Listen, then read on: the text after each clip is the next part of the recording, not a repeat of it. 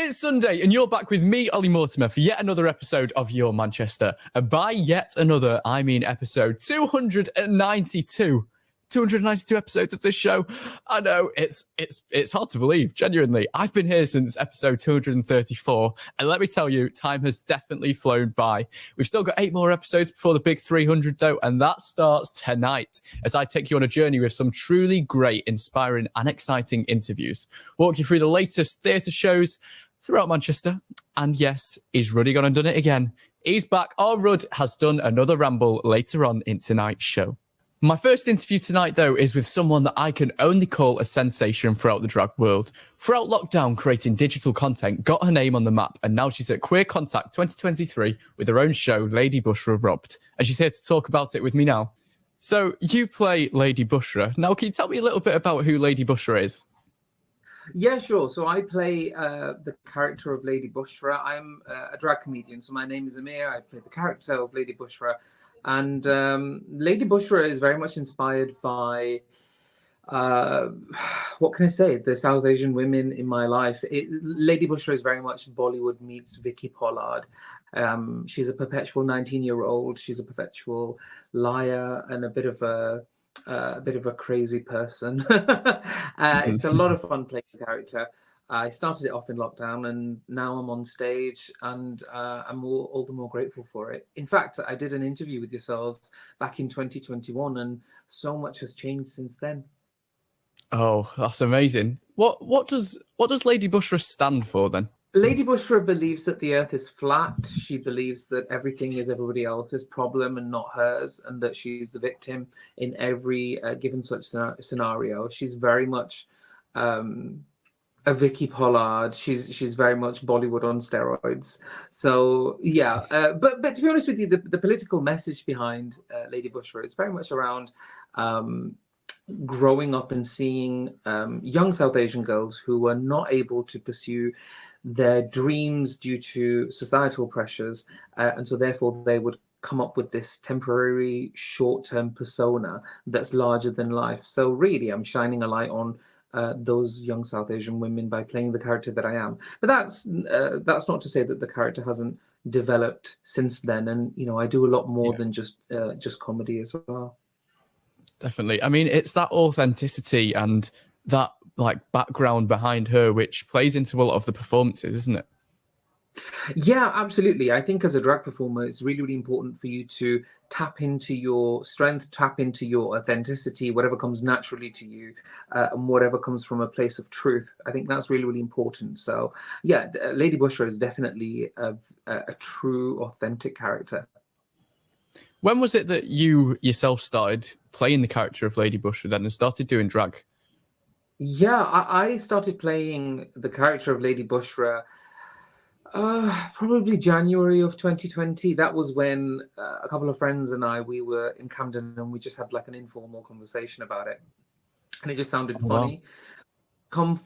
Come February of 2020, I was on stage in London. Then of course the pandemic hit, and I started making a lot of digital content that went viral. And when stage spaces started opening up in summer of 2021, I think it's really when it started taking off. I just started doing live performances, and really I've not looked back since. How have you upheld that reputation going from lockdown and the pandemic, which is when you gained that sort of digital craze? How have you upheld that reputation, and what are you doing now? The way that I've upheld the reputation of my digital content is by knowing the fact that we're social beings. There's a lot of emphasis these days on the virtual world, which is absolutely fine. It's part of our technological progression, as it were. But we are social beings. We like human interaction, and I don't think human interaction is going anywhere anytime soon. So whenever I post any digital content nowadays, the primary objective is for people to see it, engage with it, and be encouraged to come and see me in person. But that's not to say that, digital content doesn't have its distinct advantages, particularly as a person of color, because you're able to have a wider audience reach. You are able to share your creativity without much gatekeeping, which is fab. Absolutely. And I mean, coming out for you, it was quite a big thing. Can you tell me a little bit about that? Yeah, sure. I mean, you can hear about it all on me and my husband's podcast, or You Don't Love Me, Boy. Yes. I came from a religious household. I came from an ultra-Orthodox household, actually. Yeah. Maybe even borderline cult, maybe. I don't know. I'm sharing too much. But, it was an environment where the word gay didn't exist. My kind of people didn't exist. So it was quite the journey for me. And as a result of it, as a result of me pursuing my happiness and my freedom, I no longer have a relationship with my biological family. However, that's not to say that I haven't found a chosen family out there that I'm super grateful for. And, the drag community is wonderful and incredibly supportive. And honestly, I'm happier for being my true, authentic self. And now you're still going, and Queer Contact 2023, you've got your own show, Lady Bushra. Rob, tell me about that. It's all about the various careers and personalities and levels of fortune and fame Lady Bushra could have had it not been for anybody else's fault but hers. So it's got a political point of view, but steeped in humor. Definitely. And for people who are going to watch the show, what can they expect to see? For people who are coming to see Lady Bushra robbed, expect to see outfit changes, expect to see great visuals, expect to see a lot of stand-up comedy, classic style comedy, very much reminiscent of, say, for example, Joan Rivers or what Alan Carr did. They are comedians who inspire me. So it's going to be a laugh riot. I can guarantee you that. All ticket sales are final, though. No refunds. Oh, yes. Well, where can people find tickets and how much are they going to cost? Sure. I don't know how much the tickets are going to cost. I have got to be honest with you. I have no idea. However, Contact Theatre have started this wonderful initiative called the Pinch Ticket. So those who are affected by the current climate, they are able to purchase tickets at a reduced cost. So for those who are interested, definitely do check that out. I'd say we are definitely a lot more reasonably priced than, say, for example, a West End show. So more reasons to stay up north. But if you'd like to purchase a ticket, definitely head over to www.contactmcr.com. And if you'd like to find out any further information about myself, then head over to my website, which is www.ladybushra.com. Thank you. Keep your eyes out for that show, which will be happening in just under a month's time. So get yourself tickets while you still can. Still to come tonight, though, I'll be hearing the inspiring story of Megan Rustage, an upcoming singer-songwriter. And what can I see? I can see Rudd's Ramble slowly approaching beyond the horizon. It's coming, and it's coming very shortly onto our show tonight. But before all that, I'd like to tell you about some of the biggest theatre shows that are coming up throughout Manchester. Currently, at the Palace Theatre, The Lion King is gracing the stage, and we'll be doing so all the way until March 21st. If you haven't seen it, then just do me a favour, pause the show, not for very long, just for 1 minute, while you buy your tickets, and then get yourself back here, and we'll continue on with the show. Okay, but looking forward into spring and summer, we'll see some more heavy hitters such as Dirty Dancing, Charlie and the Chocolate Factory, and Heathers the Musical. Down at the Opera House, though, Mamma Mia is getting ready in the coming weeks to take over the stage and give you that dose of ABBA I'm sure you're so desperately needing. And later on in February, keep your eyes out for the Rocky Horror Show. Over at the Lowry, a variety of one-off shows are preparing to begin, including Jason Fox's Life Limit, a Queen Extravaganza, and the fantastic Mind Mangler from the makers of my personal favourite play, which is the one and only play that goes wrong. I mean, it goes wrong, but it's a very good play, so get your tickets. And don't forget that the new Push Festival at Home that you've heard so much about over the last few weeks in our show will begin this Friday and run all the way until the 18th of February. Now, there are so many other shows that we'll need to save for another week because I think that's enough rambling for one person. Are you ready to ramble? Yes, this week I've come to Oldham, to Alexandra Park. Now, it's a 72-acre park. There's lots to get around. Let's go and ramble and explore. Big gates to get in the park. Absolutely beautiful. There's a plaque on here. It says Alexandra Park, 28th of August, 1865. The public park was created as a labour project for the unemployed during the cotton famine of the American Civil War. The area was often used as a speaker's corner. Bit of history there. There's history in every park. Oh, look down there. There's a beautiful lake. But I have to tell you, I've got a phobia about birds. When they flap, I don't like it when they flap. So there's something else you didn't know about me. I'm gonna walk up these steps right now and we'll see what's on the other side. Oh my goodness. 72 acres of land here. How have you all been? Well, I've been working all this week, so I'm so glad to get out right now because I've been busy working. And I'm so excited to be at Alexandra Park and doing another ramble with Rod. There's a bridge over there which I'm going to cross in a minute. But look at that. Another statue. And on it, it has Rebecca. But I've no idea who Rebecca is though. You can see all those birds on there. I've got to walk past there in a minute. Now, Alexandra Park was opened on the 29th of August 1865 by the then Mayor of Look how stunning this looks. I just love it. Here are the bowling greens at Alexandra Park. If you fancied a game of bowls, and like every good park, there is always a cafe where you can get your latte. I think I might treat myself to one right now. Look, bought myself a latte this week. That's all you need, especially when the weather's been really rubbish recently, hasn't it? It's not been great, has it? But join me next week. Where will I be? Find out. Only on Your Manchester. Back to the studio. I'm going to go and enjoy my latte now. Bye. Now joining me is a truly fantastic young individual to talk all about her journey with music, singing and songwriting and how it's gotten her through the hardest of times and brought her to where she is now.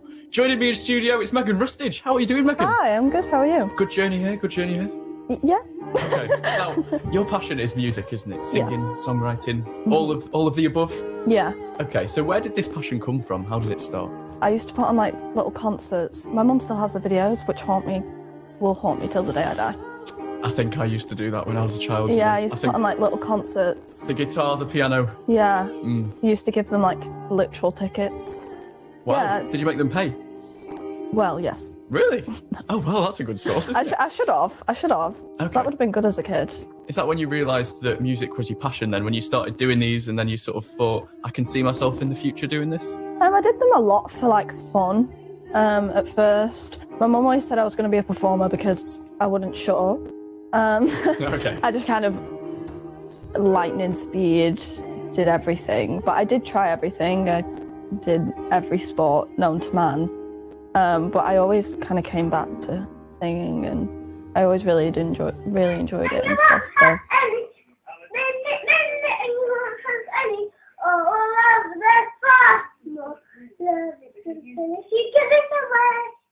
you and say I'm that your kind of back parents here. were supportive with your journey then and supportive from the start?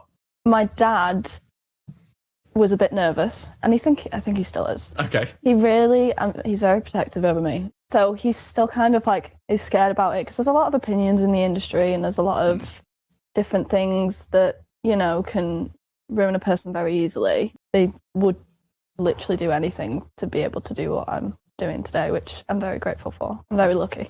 Of course. And I mean, your mum went with you, or she took you to your first music lesson, didn't she? How did that go? She did. My mum can't sing. Okay. My dad can't sing. I can't sing, so. And But I mean, my that's all mum tells me that her grandma could sing. Okay. So maybe that's where I've got it from. I don't know. But she was very confused on how I thought I could sing because no one in the family could. From the concerts when you were From the concert. My mum showed me the videos the other day. And to be honest, I understand why she thought I couldn't. She was like, I don't mean to sound awful, but she said to the singing teacher, she said, if she can't sing, I'm not paying for it. Yeah. So if she's got no potential at all and she's tone deaf, please tell me because I'm not paying for it and I'm not making a fool out of her. So would you say that you're closest with your mum? Because I know that the music teacher who said to your mum that actually she can sing, I know that you're very close with your music teacher. So how does that help you get through everyday life now? My mum is definitely my best friend. She always has been. And my music teacher is like my second mum. Oh, wow. And you say that she took you to college. That's a big thing for you, isn't it? Because you've, as many young people have these days, suffered with, you know, anxiety, PTSD and depression. So for you to be able to take that step, going to college, especially because I believe you were homeschooled as well for the last year of high school, you know, that must have been a big thing.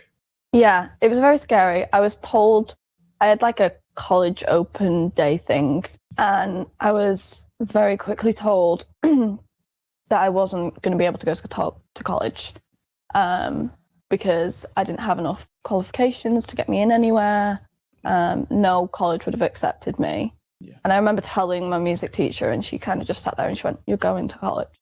And I was like, yeah. And at this point, I really wasn't planning on going to college. Just didn't think that I would be able to do it. For the last year of high school, the last like 6 months, I got homeschooling, and that's literally the only reason I have my 2 GCSEs. Through homeschooling and I guess going to college, singing and songwriting would be something that you could have focused on then. Yeah. And not only have you gone to college, but you've gone to college to study vocal artist, a music course. So you're going to be standing in front of people performing a lot of the days of the week. It's a very big change for me to not really leave the house and be very secluded at home. Now being in a very big city, I know absolutely nothing about. I think everybody who knows me and who knows me personally was very shocked when I said I'm going to Manchester for college for singing. That was a big thing for you. And would you now consider singing and songwriting to be your future? Is that where you want to go? Yeah, definitely. I remember I said to my mum, would it be weird if I wanted to do that as a career? And she was like, what do you mean? I was like perform. Yeah. And she was like, you perform? I was like, yeah. That was kind of when I decided that I wanted it to be more of a career move. But she is very proud. Very proud. You should be proud of yourself, really. I mean, it's a very important story that I think people should hear, because there must be so many people out there who either want music as their dream, they want it as their future. So to end off, what advice would you give to people who might think that they want to do music but don't know how to get started? Some advice that I would give is definitely kind of staying true to who you are and remembering why you started it. If you are doing music, you know, and you've done it since you were a kid and you love it and you really want to do it, no matter what anybody says to you, you'll do it because you've loved it ever since you were a kid. Well, thank you, Megan, for that. And we want to hear your inspiring stories, so make sure to get in touch with us via our socials or by emailing. Contact us at yourmcr.com. And with that, we've reached yet another end of the show. Time just goes too fast, doesn't it? But remember that you'll be able to listen back tonight at 9 p.m. on Glitterbeam Radio. But also remember that it's not long until the next show, which is coming this Wednesday at 7 p.m. I'm telling you, you won't want to miss it. For now, though, that's all from me. I'm Oli Mortimer with another episode of Your Manchester.